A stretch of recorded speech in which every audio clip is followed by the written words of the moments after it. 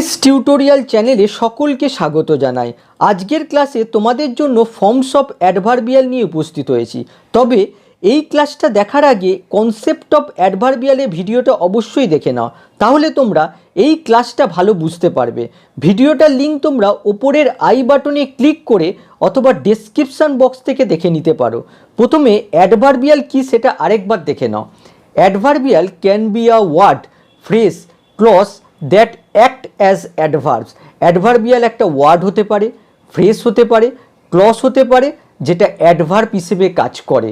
আর তোমরা জানো যে অ্যাডভার্বিয়াল যখন ওয়ার্ড হয় তখন তাকে আমরা অ্যাডভার্ব বলি। এবারে আমরা দেখব অ্যাডভার্ব আর অ্যাডভার্বিয়ালকে কিভাবে আইডেন্টিফাই করা যায়। ভার্বকে how, where, why, when, how much, how often দিয়ে প্রশ্ন করতে হবে। দেখো অ্যাডভার্বিয়াল চার রকমের হয়। এক নম্বর হচ্ছে অ্যাডজাঙ্ক্ট, দু নম্বর হচ্ছে ডিসজাঙ্ক্ট, তিন নম্বর হচ্ছে কনজাঙ্ক্ট, আর চার নম্বর হচ্ছে সাবজাঙ্ক্ট। প্রথমে আমরা দেখব অ্যাডজাঙ্ক্ট। অ্যাড মানে হচ্ছে অ্যাডিশনাল, আর জাঙ্ক্ট মানে হচ্ছে টু জয়েন। অ্যাডজাঙ্ক্ট অ্যাডভার্বিয়ালের মতো ওয়ার্ড, ফ্রেজ, ক্লজ হয়। ইহা বাক্যে ইনফরমেশান যোগ করে, কিন্তু বাক্য থেকে এই ইনফরমেশান বাদ দিলে বাক্যের গ্রামাটিক্যাল স্ট্রাকচারের উপর কোনো প্রভাব পড়ে না। সামান্য প্রভাব পড়ে ঠিকই, কিন্তু গ্রামাটিক্যাল স্ট্রাকচার ঠিক থাকে। এক্সাম্পল দেখো, he played cricket very well, সে খুব ভালোভাবে ক্রিকেট খেলেছিল। এখানে যদি ভার্বকে প্রশ্ন করা হয় সে কিভাবে ক্রিকেট খেলেছিল, তাহলে তার উত্তর হবে খুব ভালোভাবে। তাহলে দেখো ভেরি হচ্ছে একটা অ্যাডভার্ব আর ওয়েল হচ্ছে আর একটা অ্যাডভার্ব। এই দুটো অ্যাডভার্ব একসাথে অ্যাডভার্বিয়াল ফ্রেজ তৈরি করেছে। এবারে দেখো বাক্য থেকে এই অ্যাডভার্বিয়াল ফ্রেজের অংশটুকু বাদ দিলে বাক্যের গ্রামাটিক্যাল স্ট্রাকচার ঠিক থাকে। এখানে যদি ভেরি ওয়েল এই ফ্রেজ অংশটুকুকে সেন্টেন্স থেকে তুলে দেওয়া হয়, তাহলে দেখো হি প্লেড ক্রিকেট, দেখো গ্রামাটিক্যাল স্ট্রাকচার ঠিক রয়েছে আর বাক্যটা দেখো মিনিংফুল হচ্ছে। তাহলে এই অ্যাডভার্বিয়াল ফ্রেজের অংশটুকুকে আমরা বলবো অ্যাডজাঙ্ক্ট। তাহলে দেখতে পাচ্ছ যে এটা হচ্ছে একটা অ্যাডিশনাল ইনফরমেশান। এটা ইচ্ছা করলে আমরা সেন্টেন্স থেকে বাদ দিতে পারি, আবার সেন্টেন্সে অ্যাডও করতে পারি। তার জন্য অ্যাডজাঙ্ক্টকে বলা হয় অপশনাল অ্যাডভার্বিয়াল। অ্যাডজাঙ্ক্টের কতগুলো এক্সাম্পল দেখব। ফার্স্ট সেন্টেন্সটা দেখো, Suparna's mother cook delicious food in the kitchen. সুপর্ণার মা রান্নাঘরে সুস্বাদু খাবার তৈরি করেছিল। এখানে দেখো ইন দ্য কিচেন, এটা একটা প্রিপোজিশনাল ফ্রেজ। ইন প্রিপোজিশন দিয়ে শুরু আর কিচেন নাউন দিয়ে শেষ। এবারে যদি আমরা ভার্বকে প্রশ্ন করি সুপর্ণার মা কোথায় সুস্বাদু খাবার তৈরি করেছিল, তাহলে তার উত্তর হবে এই আন্ডারলাইন অংশটা। তার মানে দেখো এটা গঠনের দিক থেকে প্রিপোজিশনাল ফ্রেজ হলেও এটা কিন্তু অ্যাডভার্বিয়াল ফ্রেজের মতো আচরণ করে। এবারে যদি আমরা এই অ্যাডভার্বিয়াল ফ্রেজটাকে সেন্টেন্স থেকে তুলে দিই, তাহলে দেখো পড়ে থাকে Suparna's mother cook delicious food. এটাও দেখো একটা কমপ্লিট সেন্টেন্সের মতো আচরণ করছে। তাহলে এই আন্ডারলাইন অংশটা হচ্ছে অ্যাডজাঙ্ক্ট। পরেরটা দেখো, জন হ্যাপিলি জয়েন দ্য কম্পিটিশান।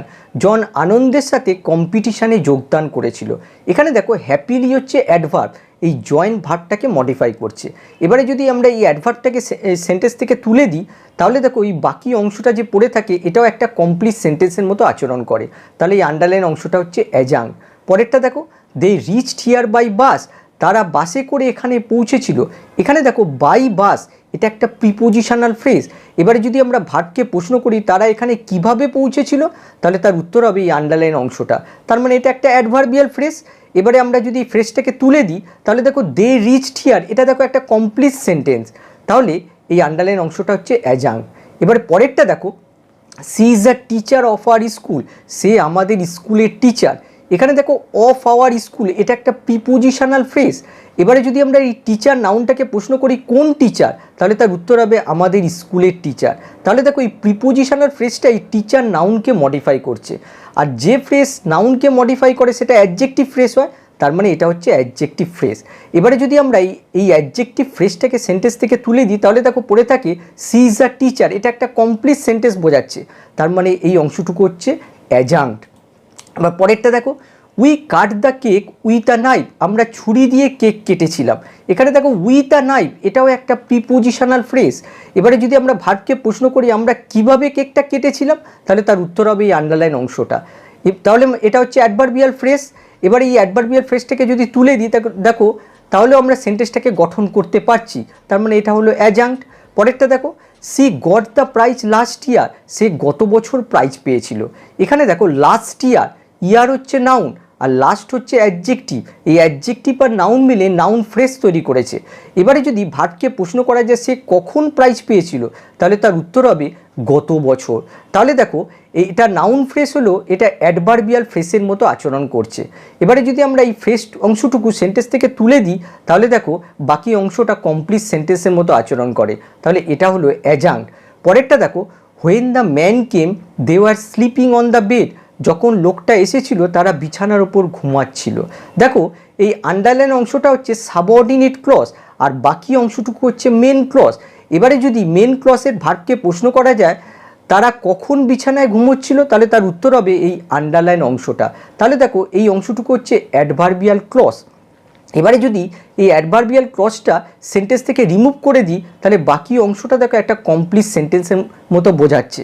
তাহলে এটা হচ্ছে অ্যাডজাঙ্কড। পরেরটা দেখো, she reached the college in a hurry. সে তাড়াতাড়ি করে কলেজে পৌঁছেছিল। এখানে দেখো ইন আ হারি এটাও একটা প্রিপোজিশনাল ফ্রেজ। এবারে যদি আমরা ভার্বকে প্রশ্ন করি সে কিভাবে কলেজে পৌঁছেছিল, তাহলে তার উত্তর হবে আন্ডারলাইন অংশটা। তার মানে এটা একটা অ্যাডভার্বিয়াল ফ্রেজ। এবার এই অ্যাডভার্বিয়াল ফ্রেজটাকে রিমুভ করলে দেখো বাকি অংশটা একটা কমপ্লিট সেন্টেন্স বোঝাচ্ছে। তাহলে এটা হচ্ছে অ্যাডজাঙ্কড। এবার পরেরটা দেখো, I gave her a book on her birthday. আমি তাকে তার জন্মদিনে একটা বই দিয়েছিলাম। এখানে দেখো অন হার বার্থডে এটা একটা প্রিপোজিশনাল ফ্রেজ। এবারে যদি আমরা ভার্বকে প্রশ্ন করি আমি কখন তাকে একটা বই দিয়েছিলাম, তাহলে তার উত্তর হবে তার জন্মদিনে। তার মানে এটা একটা অ্যাডভার্বিয়াল ফ্রেজ। আর এই অ্যাডভার্বিয়াল ফ্রেজটাকে বাদ দিলে দেখো বাকি অংশটুকু একটা কমপ্লিট সেন্টেন্সের মতো আচরণ করছে। তাহলে এটা হলো অ্যাডজাঙ্কড। এবার পরেরটা দেখো, the plants grew tall because they received a lot of sunshine. অর্থাৎ চারা গাছগুলো লম্বা হয়ে উঠেছিল কারণ তারা প্রচুর সূর্যালোক পেয়েছিল। এখানে দেখো মেন ভার্ব হচ্ছে গ্রিউ। এবারে যদি এই ভার্বকে প্রশ্ন করি যে চারা গাছগুলো কেন লম্বা হয়ে উঠেছিল, তাহলে তার উত্তর হবে এই আন্ডারলাইন অংশটা। তাহলে দেখো এই আন্ডারলাইন অংশটা হচ্ছে অ্যাডভার্বিয়াল ক্লজ। এবারে যদি এই অ্যাডভার্বিয়াল ক্লজটাকে আমরা সেন্টেন্স থেকে রিমুভ করি, তাহলে দেখো দ্য প্ল্যান্টস গ্রিউ টল দেখো একটা কমপ্লিট সেন্টেন্সের মতো আচরণ করছে। তাহলে এই অংশটুকু হচ্ছে অ্যাডজাঙ্কড। পরেরটা দেখো, she fail the test because she was ill. সে টেস্টে ব্যর্থ হয়েছিল কারণ সে অসুস্থ ছিল। দেখো একইভাবে দেখো এই আন্ডারলাইন অংশটা হচ্ছে অ্যাডভার্বিয়াল ক্লজ। আর এই অ্যাডভার্বিয়াল ক্লজটাকে রিমুভ করলেও দেখো বাকি অংশটুকু কমপ্লিট সেন্টেন্সের মতো আচরণ করে। তার মানে এটা অ্যাডজাঙ্কড। পরেরটা দেখো, দ্য ম্যান ওয়াজ পলিটিক্যালি ইনেপ্ট। অর্থাৎ লোকটা ছিল রাজনৈতিকভাবে অযোগ্য বা অনুপযুক্ত। এখানে দেখো পলিটিক্যালি হচ্ছে অ্যাডভার্ব আর এই অ্যাডভার্বটা এই ইনেপ্ট অ্যাডজেক্টিভটাকে মডিফাই করছে। আর এই পলিটিক্যালি এই শব্দটাকে যদি আমরা সেন্টেন্স থেকে রিমুভ করে দিই, তাহলে দেখো বাকি অংশটা একটা কমপ্লিট সেন্টেন্সের মতো আচরণ করছে। তাহলে এটা হচ্ছে অ্যাডজাঙ্কড। এবার পরেরটা দেখো, she went to market to buy some potatoes. এখানে যদি এই ভার্বকে প্রশ্ন করা যায় সে কেন মার্কেটে গিয়েছিল, তাহলে তার উত্তর হবে এই আন্ডারলাইন অংশটা। আর এই আন্ডারলাইন অংশটা দেখো একটা ইনফিনিটিভ ফ্রেজ। আর এই ইনফিনিটিভ ফ্রেজটা কেনর উত্তর দিচ্ছে, তার মানে এটা হচ্ছে অ্যাডভার্বিয়াল ফ্রেজ। আর এই অ্যাডভার্বিয়াল ফ্রেজটা সেন্টেন্স থেকে যদি আমরা রিমুভ করে দিই, দেখো বাকি অংশটুকু একটা কমপ্লিট সেন্টেন্সের মতো আচরণ করছে। তাহলে এই অংশটুকু হবে অ্যাডজাঙ্কড। এবার পরেরটা দেখো, hearing the noise the boy started running. অর্থাৎ শব্দটা শুনে ছেলেটা দৌড়াতে শুরু করেছিল। এখানে দেখো হিয়ারিং হচ্ছে প্রেজেন্ট পার্টিসিপল আর হিয়ারিং দ্য নয়েজ এই পুরো অংশটা হচ্ছে প্রেজেন্ট পার্টিসিপল ফ্রেজ। এই বয় নাউনটাকে মডিফাই করছে। এবারে যদি আমরা এই প্রেজেন্ট পার্টিসিপল ফ্রেজ এই অংশটুকু আমরা সেন্টেন্স থেকে বাদ দিয়ে দিই, দেখো বাকি অংশটুকু একটা কমপ্লিট সেন্টেন্সের মতো আচরণ করছে। তাহলে এই আন্ডারলাইন অংশটা হবে অ্যাডজাঙ্কড। আমরা দেখব ডিসজাঙ্কড। ডিস শব্দের অর্থ সেপারেট, জাঙ্কড শব্দের অর্থ হচ্ছে টু জয়েন। বক্তার মনোভাব, মতামত, মন্তব্য, ইচ্ছা, সন্দেহ, সম্ভাবনা, নিশ্চয়তা, বিশ্বাস বা ধারণা প্রকাশ পায়। সবকটা অনুভূতি দেখো এই বক্তাকে কেন্দ্র করে। আর এই ডিসজাঙ্কড দু রকমের হয়। বক্তার মনোভাব, মতামত, মন্তব্য, ইচ্ছা প্রকাশ পেলে তাকে স্টাইল ডিসজাঙ্কড বলে। আর বক্তার সম্ভাবনা, নিশ্চয়তা, সন্দেহ প্রকাশ পেলে তাকে কন্টেন্ট বা অ্যাটিটিউড ডিসজাঙ্কড বলে। আর মনে রাখবে ডিসজাঙ্কড অ্যাডভার্বিয়ালকে মেন ক্লজ থেকে পৃথক করতে সবসময় কমা ব্যবহার করা হয়। এবারে এক্সাম্পলগুলো দেখো, frankly speaking I do not like your views. পরিষ্কারভাবে বলতে গেলে আমি তোমার মতামত পছন্দ করি না। এখানে আন্ডারলাইন অংশটা লক্ষ্য করো, এটা হচ্ছে ডিসজাঙ্কড অ্যাডভার্বিয়াল। আর এই ডিসজাঙ্ক অ্যাডভার্বিয়ালকে মেন ক্লজ থেকে পৃথক করতে এখানে দেখো একটা কমা ইউজ করা হয়েছে। আর এই সেন্টেন্সটার মাধ্যমে এখানে বক্তার নিজস্ব মতামত প্রকাশ পেয়েছে, তার জন্য এই ধরনের ডিসজাঙ্ককে স্টাইল ডিসজাঙ্ক বলে। পরেরটা দেখো, fortunately he was not involved in the accident, সৌভাগ্যবশত সেই দুর্ঘটনায় জড়িত ছিল না।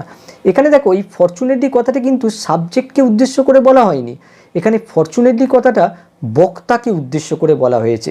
এখানে বলা হচ্ছে বক্তা সৌভাগ্যবান যে সাবজেক্ট এই দুর্ঘটনার সাথে জড়িত ছিল না। সুতরাং এখানে বক্তার নিজস্ব মন্তব্য প্রকাশ পেয়েছে, তার জন্য এই ধরনের ডিসজাঙ্ককে স্টাইল ডিসজাঙ্ক বলে। পরেরটা দেখো, অনেস্টলি হিস লেকচার ওয়াজ বোরিং, সত্যি কথা বলতে কি তার লেকচারটা বোরিং ছিল। এখানে দেখো এই অনেস্টলি শব্দের দ্বারা বক্তার নিজস্ব মতামত প্রকাশ পেয়েছে, তার জন্য এই ডিসজাঙ্ককে স্টাইল ডিসজাঙ্ক বলে। পরেরটা দেখো, obviously my father will depend on me after his retirement, সুস্পষ্টভাবে আমার বাবা তার অবসরের পর আমার উপর নির্ভর করবে। এখানে অবভিয়াসলি শব্দের দ্বারা বুঝতেই পারছো যে বক্তার একটা নিশ্চয়তা প্রকাশ পেয়েছে, তার জন্য এই ধরনের ডিসজাঙ্ককে কন্টেন্ট ডিসজাঙ্ক বলা হয়। পরেরটা দেখো, পার্সোনালি আই ডোন্ট সাপোর্ট হার, ব্যক্তিগতভাবে আমি তাকে সমর্থন করি না। এখানে দেখো এই পার্সোনালি শব্দের দ্বারা বক্তার নিজস্ব মতামত প্রকাশ পেয়েছে, তার জন্য একে স্টাইল ডিসজাঙ্ক বলে। পরেরটা দেখো, in my opinion speaking English is very easy, আমার মতে ইংলিশ বলা খুব সহজ। এখানে দেখো ইন মাই ওপিনিয়ন এটা একটা প্রিপোজিশনাল ফ্রেজ, আর এই প্রিপোজিশনাল ফ্রেজের দ্বারা দেখো বক্তার নিজস্ব মতামত প্রকাশ পেয়েছে, তার জন্য এই ডিসজাঙ্ককে স্টাইল ডিসজাঙ্ক বলে। পরেরটা দেখো, undoubtedly he is a good leader in our locality, নিঃসন্দেহে সে আমাদের অঞ্চলের একটা ভালো নেতা। এখানে দেখো এই আনডাউটেডলি শব্দের দ্বারা বক্তার মধ্যে নিশ্চয়তা প্রকাশ পেয়েছে, বক্তা নিশ্চিত যে সে হচ্ছে আমাদের অঞ্চলের একজন ভালো লিডার।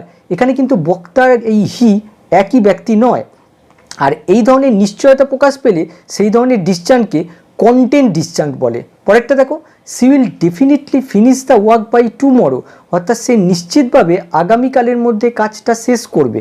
এখানে দেখো বক্তার মধ্যে নিশ্চয়তা প্রকাশ পেয়েছে, বক্তা নিশ্চিত যে সে আগামীকালের মধ্যে এই কাজটা শেষ করবে। এখানে বক্তার সি কিন্তু একই ব্যক্তি নয়, আর যেহেতু নিশ্চয়তা প্রকাশ পেয়েছে তার জন্য এই ধরনের ডিসজাঙ্ককে কন্টেন্ট ডিসজাঙ্ক বলে। আর এখানে লক্ষ্য করো এখানে ডিসজাঙ্কটা ভার্বের আগে বসেছে। এর আগের এক্সাম্পলগুলোতে আমরা দেখেছি যে ডিসজাঙ্কগুলো সেন্টেন্সের শুরুতে বসেছে, আর এখানে দেখো ভার্বের আগে বসেছে। একইভাবে দেখো নয়েরটা, she will probably come today, অর্থাৎ সে সম্ভবত কাল আসবে, অর্থাৎ বক্তার মধ্যে এখানে সম্ভাবনা প্রকাশ পেয়েছে যে সেই মেয়েটি অর্থাৎ সে সম্ভবত কাল আসবে।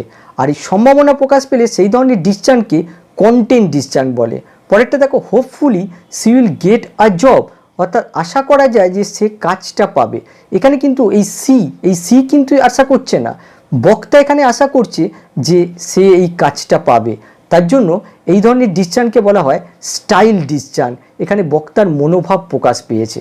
আমরা দেখব অ্যাডজাঙ্কড ও ডিসজাঙ্কডের মধ্যে পার্থক্য। ফার্স্ট সেন্টেন্সটা দেখো, she answered the question efficiently, সে দক্ষতার সাথে প্রশ্নটার উত্তর দিয়েছিল।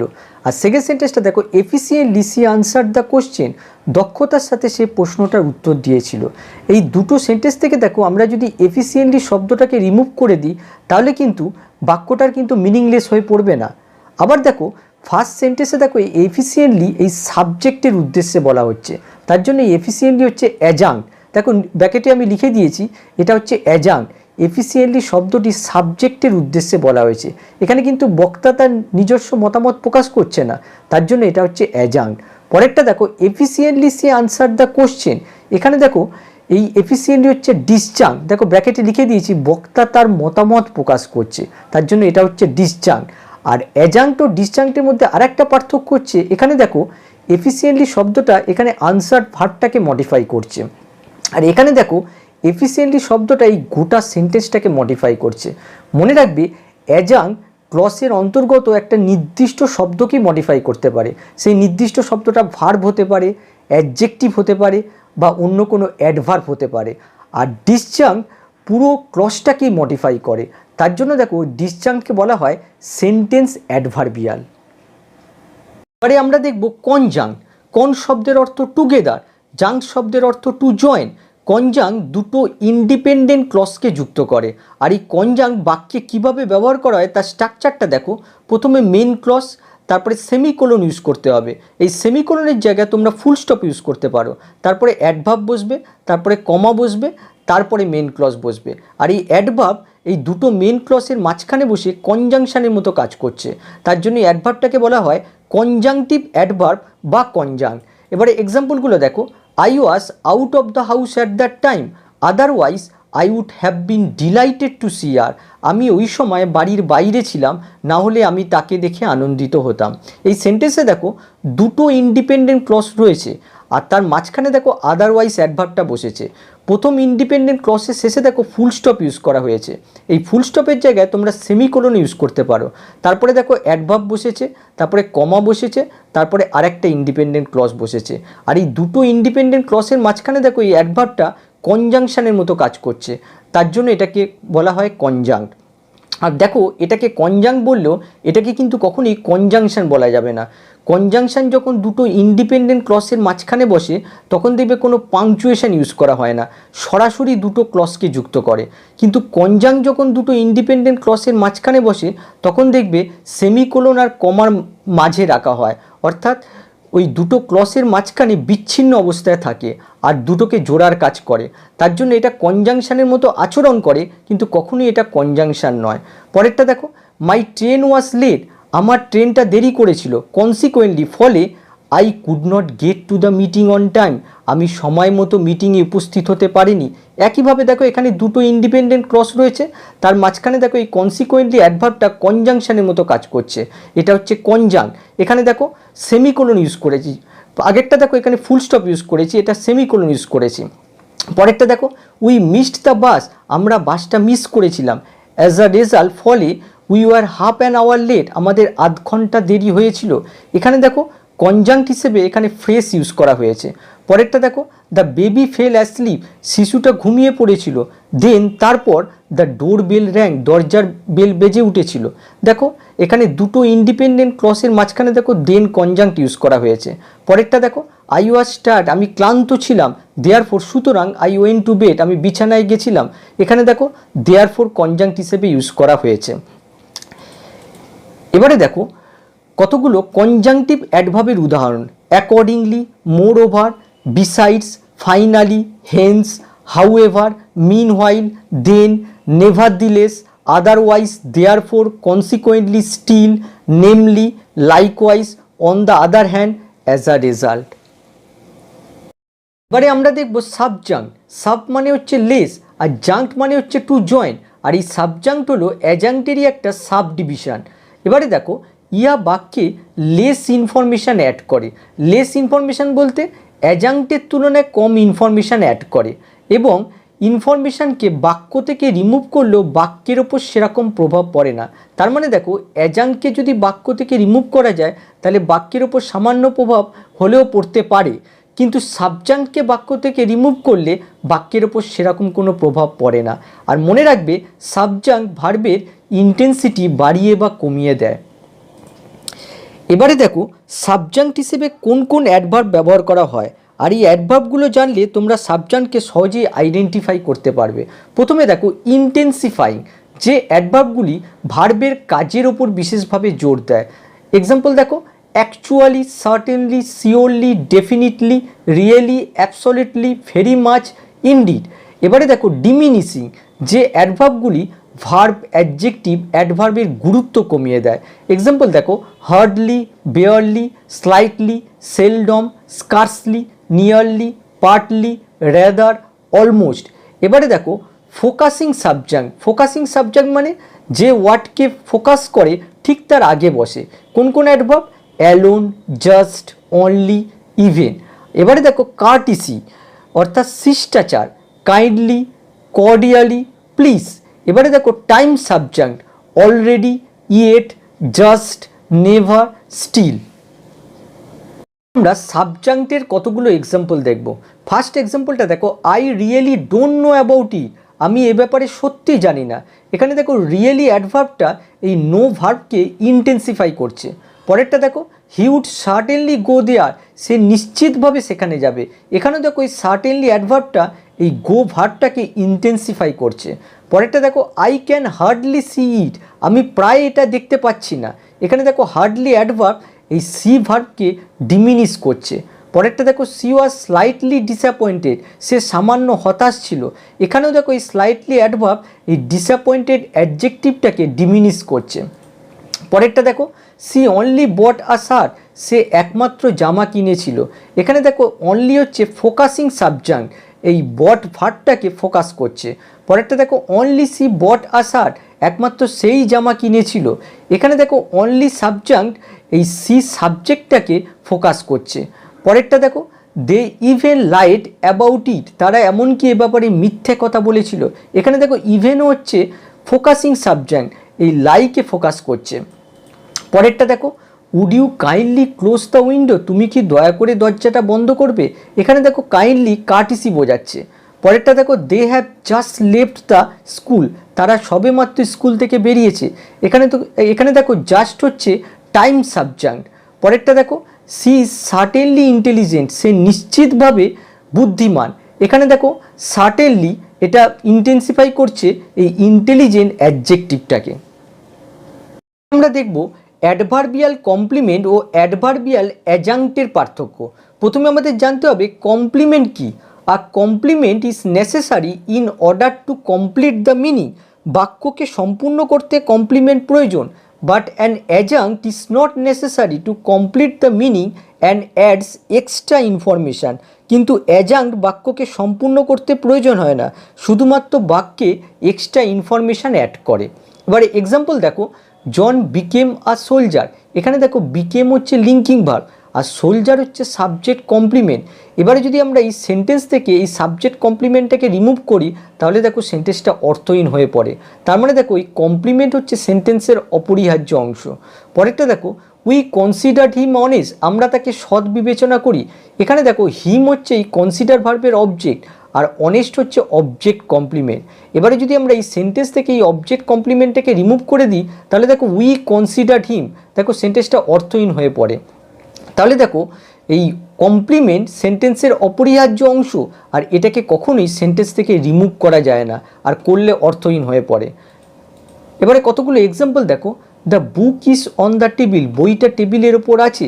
যদি ভার্বকে প্রশ্ন করা হয় বইটা কোথায় আছে তাহলে তার উত্তর হবে অন দ্য টেবিল। তাহলে দেখো অন দ্য টেবিল হচ্ছে অ্যাডভার্বিয়াল ফ্রেজ। এবারে যদি আমরা এই অ্যাডভার্বিয়াল ফ্রেজটা এই সেন্টেন্স থেকে রিমুভ করে দিই তাহলে দেখো সেন্টেন্সটা অর্থহীন হয়ে পড়ছে। তার মানে এই অ্যাডভার্বিয়াল ফ্রেজটা হচ্ছে অ্যাডভার্বিয়াল কমপ্লিমেন্ট। পরেরটা দেখো we place the TV on the almirah, আমরা আলমারির ওপর টিভিটা রেখেছিলাম। এখানে দেখো আমরা যদি ভার্বকে প্রশ্ন করি আমরা কোথায় রেখেছিলাম টিভিটা তাহলে তার উত্তর হবে আলমারির ওপর। দেখো অন দ্য আলমিরা এটা হচ্ছে অ্যাডভার্বিয়াল ফ্রেজ। এবারে যদি আমরা এই অ্যাডভার্বিয়াল ফ্রেজটাকে রিমুভ করে দিই তাহলেও সেন্টেন্সটা অর্থহীন হয়ে পড়ছে। তাহলে এই অ্যাডভার্বিয়াল ফ্রেজটা হবে অ্যাডভার্বিয়াল কমপ্লিমেন্ট। পরেরটা দেখো I put my laptop on my desk, আমি আমার ডেস্কের ওপর আমার ল্যাপটপটা রেখেছিলাম। এখানে যদি একইভাবে ভার্বকে প্রশ্ন করায় আমি কোথায় ল্যাপটপটা রেখেছিলাম তাহলে তার উত্তর হবে এই আন্ডারলাইন অংশটা। তাহলে দেখো এটা হচ্ছে অ্যাডভার্বিয়াল ফ্রেজ। এবারে যদি আমরা এই অ্যাডভার্বিয়াল ফ্রেজটা সেন্টেন্স থেকে রিমুভ করে দিই তাহলে দেখো সেন্টেন্সটা অর্থহীন হয়ে পড়ছে। তাহলে এই অ্যাডভার্বিয়াল ফ্রেজটা হবে অ্যাডভার্বিয়াল কমপ্লিমেন্ট। তাহলে দেখো এই কমপ্লিমেন্ট হচ্ছে সেন্টেন্সের এক অপরিহার্য অংশ। এই অ্যাডভার্বিয়াল কমপ্লিমেন্টকে আমরা সেন্টেন্স থেকে কখনোই রিমুভ করতে পারি না। তার জন্য দেখো adverbial complement is called obligatory adverbial. দেখো I play during the day time, আমি দিনের বেলা খেলি। যদি ভার্বকে প্রশ্ন করে আমি কখন খেলি তাহলে তার উত্তর হবে দিনের বেলা, ডিউরিং দ্য ডে টাইম। তাহলে দেখো এই অংশটুকু হচ্ছে অ্যাডভার্বিয়াল ফ্রেজ। এবারে যদি এই অ্যাডভার্বিয়াল ফ্রেজটা সেন্টেন্স থেকে বাদ দিয়ে দিই তাহলে দেখো পড়ে থাকে আই প্লে, সেন্টেন্সটা দেখো অর্থহীন হয়ে যাচ্ছে। আমি খেলি, কি খেলি, কখন খেলি কিছু বোঝা যাচ্ছে না, তার মানে এটা একটা অর্থহীন সেন্টেন্স। তাহলে দেখো এই অ্যাডভার্বিয়াল ফ্রেজটা এই সেন্টেন্সের অপরিহার্য অংশ, এটাকে বাদ দেওয়া যায় না, এটা হলো অ্যাডভার্বিয়াল কমপ্লিমেন্ট। আবার দেখো একই ধরনের sentence I play cricket during the day time, আমি দিনের বেলা ক্রিকেট খেলি। যদি ভার্বকে প্রশ্ন করে আমি কখন ক্রিকেট খেলি তাহলে তার উত্তর হবে ডিউরিং দ্য ডে টাইম। তার মানে এই অংশটুকু হচ্ছে অ্যাডভার্বিয়াল ফ্রেজ। এবারে যদি আমরা এই অ্যাডভার্বিয়াল ফ্রেজটা সেন্টেন্স থেকে বাদ দিয়ে দিই তাহলে দেখো পড়ে থাকে আই প্লে ক্রিকেট। সেন্টেন্সটা দেখো মিনিংফুল হচ্ছে। তার মানে দেখো এই অ্যাডভার্বিয়াল ফ্রেজটা এই সেন্টেন্সের প্রয়োজনীয় অংশ নয়, এটা হচ্ছে অ্যাডিশনাল ইনফরমেশান, এটা হবে অ্যাডজাঙ্ক্ট। আবার পরেরটা দেখো, I drop my bag on the floor and sat down. আমি আমার ব্যাগটা মেজের ওপর ফেলে দিয়েছিলাম এবং বসে পড়েছিলাম। এখানে দেখো যদি ভার্বকে প্রশ্ন করা আমি কোথায় আমার ব্যাগটা ফেলে দিয়েছিলাম, তাহলে তার উত্তর হবে মেজের ওপর, অন দ্য ফ্লোর। তার মানে এই অংশটুকু হচ্ছে অ্যাডভার্বিয়াল ফ্রেজ। এবারে যদি এই সেন্টেন্স থেকে আমরা এই অ্যাডভার্বিয়াল ফ্রেজটা বাদ দিয়ে দিই তাহলে দেখো সেন্টেন্সটা মিনিংফুল হচ্ছে। তার মানে দেখো এই অ্যাডভার্বিয়াল ফ্রেজটা এই সেন্টেন্সের অপরিহার্য অংশ নয়, এটা অ্যাডিশনাল ইনফরমেশান, এটা হবে অ্যাডজাঙ্ক্ট। দেখো he saw the movie twice on Saturday. এখানে দেখো টোয়াইস হচ্ছে অ্যাডভার্ব আর অন স্যাটারডে হচ্ছে অ্যাডভার্বিয়াল ফ্রেজ। এই পুরো অংশটা হচ্ছে অ্যাডভার্বিয়াল ফ্রেজ। এবারে যদি সেন্টেন্স থেকে আমরা এই অ্যাডভার্বিয়াল ফ্রেজটা বাদ দিয়ে দিই তাহলে দেখো সেন্টেন্সটা মিনিংফুল হচ্ছে। তার মানে দেখো এই অ্যাডভার্বিয়াল ফ্রেজটা এই সেন্টেন্সের অপরিহার্য অংশ নয়, এটা হচ্ছে অ্যাডিশনাল ইনফরমেশান, তাহলে এটা হবে অ্যাডজাঙ্ক্ট। তার মানে দেখতে পেলে যে অ্যাডজাঙ্ক্ট হচ্ছে অ্যাডিশনাল ইনফরমেশান, এটাকে ইচ্ছা করলে অ্যাড করা যায় আবার রিমুভও করা যায়। তার জন্য এই অ্যাডজাঙ্ক্টকে বলা হয় অপশনাল অ্যাডভার্বিয়াল। তাহলে আজকের ক্লাসটা এই পর্যন্তই। আবার নেক্সট ক্লাসে নতুন টপিক নিয়ে